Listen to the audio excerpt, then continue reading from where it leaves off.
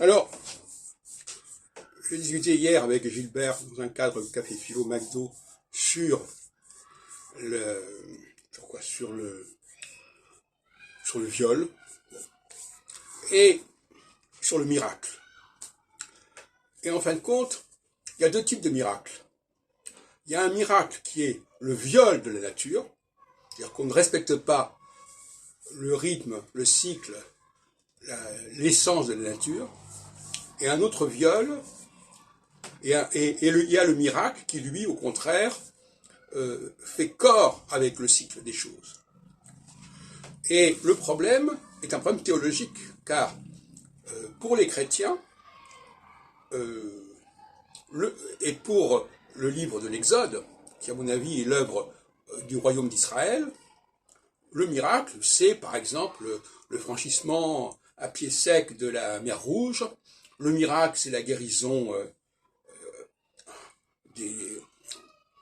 ou même la multiplication, je sais pas, de Jésus. Et pour moi, ce ne sont pas de vrais miracles. Ce sont des miracles provocateurs, des miracles scandaleux, qui mettent en question la loi divine, qui mettent en question le cours des choses. Et même dans le Talmud, puisque j'ai consacré ma première thèse au rapport du judaïsme avec l'astrologie au Moyen-Âge, eh bien, on nous parle d'un homme extrêmement pieux qui, parce qu'il est pieux, arrive à échapper au conditionnement astral qui lui a été destiné au départ. Donc, ce sont des miracles qui vont à l'encontre du cours normal des choses. Et moi, je considère que ce ne sont pas des vrais miracles. C'est une fausse théologie. En tout cas, c'est une théologie, je dirais presque satanique. En revanche, le miracle de la création, tout simplement, dans le premier verset du premier chapitre du livre de la Genèse, ça, pour moi, c'est un véritable miracle. La terre était tohu et bohu, et puis tout d'un coup, la lumière fut, etc., etc. Le miracle, ce n'est pas quelque chose qui va à l'encontre des lois de la nature, mais qui incarne ces lois.